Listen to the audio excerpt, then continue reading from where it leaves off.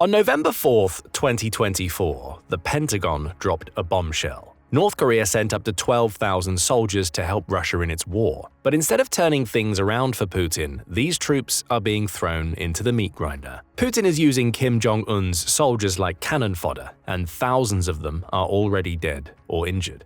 What was supposed to show off their big new alliance is now a total disaster. Kim trusted Putin with his men, but they're being chewed up in a war that's not even theirs. So why is Kim letting this happen? And what does this mean for their partnership? Let's break it all down, starting with what's really going on with those North Korean troops. In August 2024, Ukraine created its own turning point in the war. For 2.5 years, it had defended its territory from Putin's advances, but August saw it push into Russia as it launched a counter-invasion that helped it capture around 450 square miles of territory in the Kursk Oblast. The move represented a massive humiliation for Putin. Ukraine's exploits in Kursk marked the first time that Russia faced an invasion of its own territory since World War II, and it showed that Ukraine was fully capable of going on the offensive against Russia. But that invasion was also a trigger. Toward the end of June 2024, Putin and Kim Jong-un met in Pyongyang, in an event that marked the first visit of Russia's leader to North Korea since 2000. That visit had a key purpose. The two despots revealed that they had signed a cooperative defense pact that meant each was now duty-bound to come to the aid of the other if faced with an invasion on its own soil. That's exactly what Russia faced when Ukraine entered Kursk, with the counter-invasion serving as more than enough reason for Putin to call on his new ally to send soldiers to help him take back the lost Russian territory.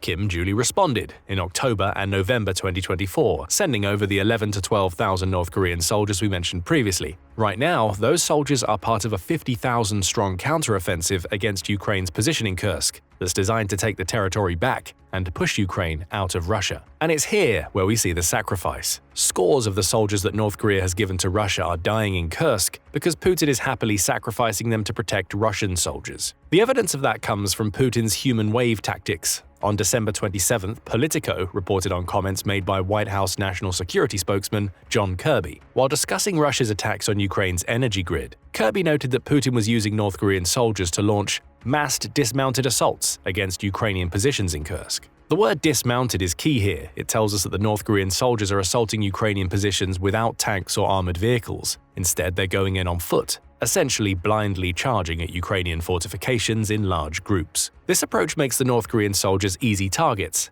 They're slow-moving thanks to their lack of vehicles, and the fact that they're attacking in massed groups means they can be easily disrupted and killed with everything from artillery to drone strikes. Putin is using North Korean soldiers as cannon fodder, and the result is massive casualty figures. According to Ukrainian President Volodymyr Zelensky, over 3,000 of the North Koreans sent to fight in Kursk have already been killed or wounded since the start of Putin's counteroffensive. The numbers are a little more reserved from other sources. South Korea's Joint Chiefs of Staff said that North Korea had suffered 1,100 casualties by December 23rd. That day marked the beginning of a terrible week for North Korea's soldiers, with Kirby claiming that a further 1,000 were killed or wounded between December 23rd and 27th. Of course, neither Russia nor North Korea has commented on this tremendous casualty rate, but North Korea apparently losing soldiers at a rate of 1,000 per week tells us all we need to know about Putin's strategy in Kursk. These soldiers aren't here to help Russia execute some complex strategy to retake the territory Ukraine took. They are sacrifices, bodies thrown into the meat grinder, with each soldier existing to soak up Ukrainian ammo so Russian troops can follow up and defeat the exhausted Ukrainian forces. North Korea's soldiers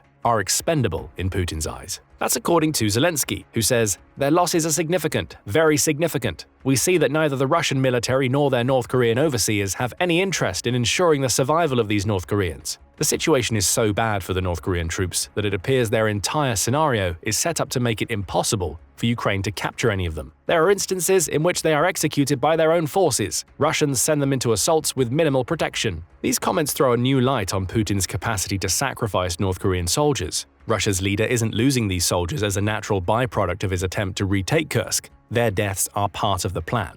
Those soldiers exist to die to Ukrainian bullets, artillery, and drones, because every dead North Korean means ammunition that would have otherwise been used on Russian troops no longer exists. The North Koreans are being decimated in Kursk, and to make matters worse, many of those soldiers are supposedly far too capable to be used as mere cannon fodder. That's according to DW News, which points out that many of the North Korean soldiers sent to Russia are part of the country's elite storm corps. Speaking to DW News, Oxford University career analyst Edward Howell says that these soldiers are well trained by North Korean standards. They are resilient. They are indoctrinated. Those latter two qualities should make the North Korean soldiers dangerous. In particular, the indoctrination these elite soldiers undergo means they're willing to do anything to serve their great leader, Kim Jong-un, even if anything means dying in Russia because of Russia's poor tactics. According to the BBC, South Korean intelligence also states that these elite Storm Corps soldiers also have high morale, likely as a result of being treated better than the North Korean rank and file, though that morale is tempered by a lack of understanding of contemporary warfare. North Korea often plays up the supposed strength of its Storm Corps soldiers. Propaganda videos show troops using sheer strength to escape iron chains and shattering blocks of ice with their hands. Martial arts training is key to the Storm Corps, as are the lessons on how to throw knives and use even basic kitchen utensils as weapons in combat. If Putin has these types of soldiers, surely he wouldn't simply be sacrificing them in Kursk. So why is he? There are two reasons, the first being that the Storm Corps aren't as elite as North Korea would like people to believe. A former Storm Corps member and North Korean defector named Hanoil told the BBC in December 2024 that the word elite clearly has a very different meaning in North Korea than it does the rest of the world. Within his first month of service, Hanoil had lost 22 pounds on a diet of old cabbage and cracked corn. That doesn't exactly gel with the idea that the Storm Corps have high morale because they're treated better than other North Korean soldiers, until you realize that this paltry diet still means they're better fed than most of their contemporaries. Hanoil said that the superior training North Korea's Storm Corps receives doesn't amount to much. During all of his time with the group, he only fired 3 bullets as part of a live fire training session, with no other firearms training to speak of. Granted, Hanoil's time in the Storm Corps took place around 10 years ago, but his insight shows us that Putin may be sacrificing these supposedly elite soldiers because they are nowhere near as capable as their reputation suggests. Secondly, if we assume that the Storm Corps is capable of being more than just cannon fodder, the reality is that we don't know how many of the 11 or 12,000 North Koreans in Russia come from this unit. That's according to Stimson Center North Korea analyst Jenny Town, who says, "There's a variety of North Korean troops in Russia that include the most elite as well as all the way down the chain just in order to make up the numbers. So the odds are that the Storm Corps make up far from the majority of troops North Korea sent to Russia. Most are rank-and-file soldiers, and if the training the Storm Corps undergoes is anything like Hanoil claims, those rank-and-file soldiers may not have even fired bullets before being sent to the Kursk front lines.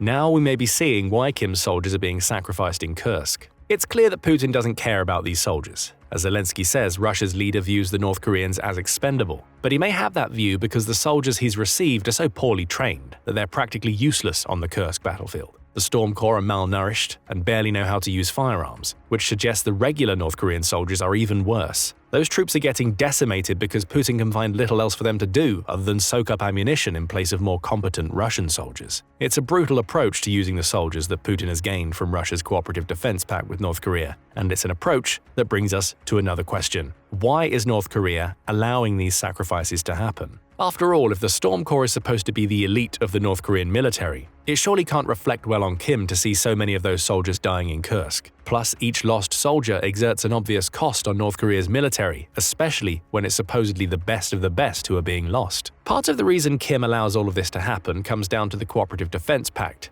As Town points out, what the North Koreans are doing is not necessarily out of scope of what they have pledged to do under the treaty they signed in June. They are duty-bound by that treaty. Presumably, that means Putin can use the forces North Korea provides however he sees fit, which is why he's sacrificing those soldiers in Kursk. But it goes deeper than that. North Korea has to be getting something out of this treaty. After all, the timing of the Cooperative Defense Pact can't be ignored. It was signed mere months before Ukraine invaded Kursk, and Russia was over 2 years deep into Putin's special military operation by that point. Putin stands to gain a lot more from the pact in the short term than a North Korea that isn't in an active war. So, what is it that Kim gets from allowing Putin to sacrifice his soldiers? According to Town, what North Korea gets out of this is one blood debt. The idea is that the more Russia owes North Korea, especially now in terms of actual spilled blood on the battlefield, the more North Korea can get from Russia in terms of economic support, in terms of military cooperation. There are already instances of Putin starting to repay this blood debt. Town points to the arrival of Russian fighter jets in North Korea that allow Kim to update his country's decrepit air force. She also speculates that North Korea could get its hands on more sensitive military technology, such as nuclear weapon secrets, in exchange for allowing Putin to sacrifice its troops. Beyond these short-term repayments of Russia's blood debt, sending soldiers into Russia means North Korea earns a lot of money. Reporting in November 2024, The Independent says that Russia may be paying as much as $2,000 per month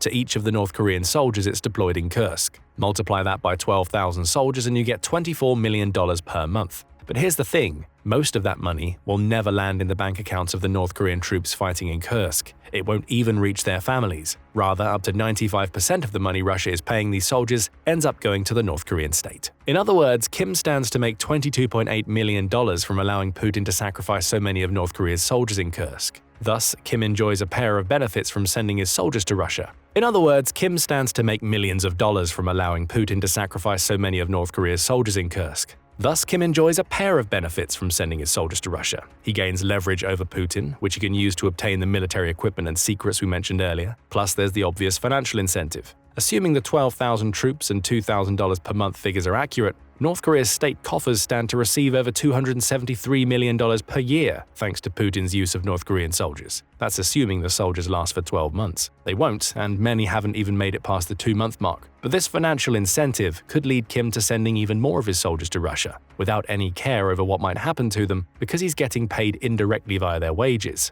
Plus, sending more soldiers in the future means he gets more leverage. It's a win-win situation for North Korea's leader. And it becomes a win-win-win when you factor in the issue we mentioned earlier, nuclear technology. It's no secret that Kim wants to transform North Korea into a nuclear state. The country's nuclear program began in the 1950s, with its efforts ramping up following the collapse of the Soviet Union. Through much of the 1990s, North Korea secretly pursued uranium enrichment, and for much of the 2000s it's been trying to build a nuclear weapon, first under Kim Jong-il and now under Kim Jong-un. It hasn't been especially successful. However, North Korea has managed to test a handful of nuclear devices. The most recent of those tests came in 2017 when it detonated a nuclear bomb at the Punggye-ri test site. That bomb had a yield of between 100 and 370 kilotons, making it roughly 6 times as powerful as the Little Boy bomb that the US dropped on Hiroshima in 1945, and was apparently a thermonuclear device. However, not much has happened on the North Korean nuclear front since then. It even shut down the Punggye-ri site in 2018 because the 2017 test verified the country's nuclear capabilities. Kim also promised that North Korea would destroy all of its nuclear material enrichment facilities in that year, though whether that actually happened is up for debate. The BBC says that the IAEA, which is the United Nations Atomic Energy Agency, hasn't been granted access to any of these facilities since 2009.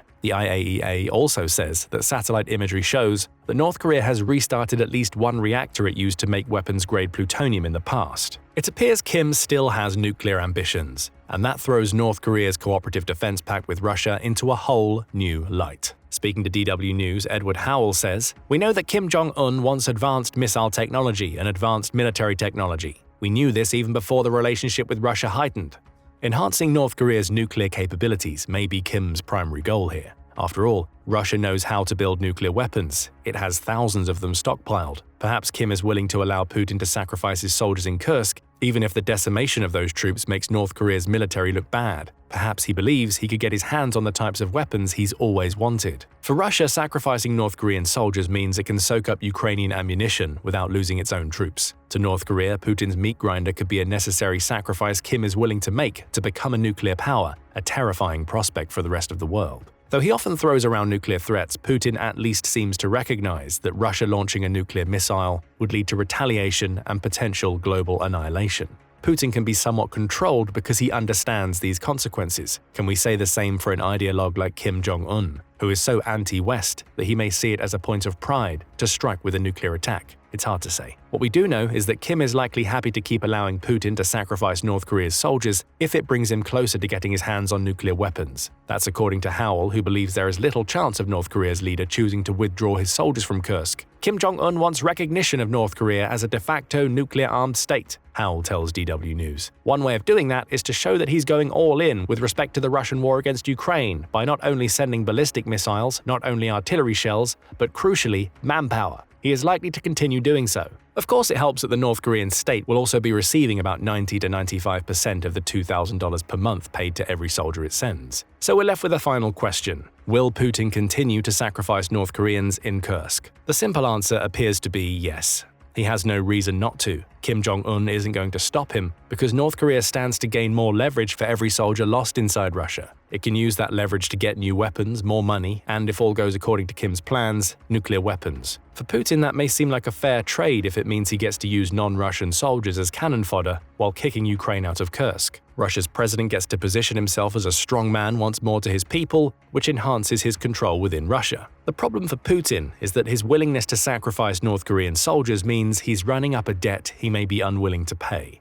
North Korea is a useful ally right now, but it's also an isolated nation that is practically a global pariah. Being indebted to such a nation makes Putin appear weak on the global geopolitical stage, so it may be the case that Putin's sacrifice of Kim's soldiers sees Russia's leader played directly into the hands of a dictator who is even more dangerous, at least on the ideological front, than Putin ever has been. Will the cost of these sacrifices prove too much for Putin to pay? Let us know your thoughts one way or the other in the comments below. How many North Korean soldiers do you think will end up dying in Kursk? Will Kim Jong-un keep sending his country's soldiers to Russia if it means he gets more leverage over Putin? Tell us what you think, and thank you for watching the video.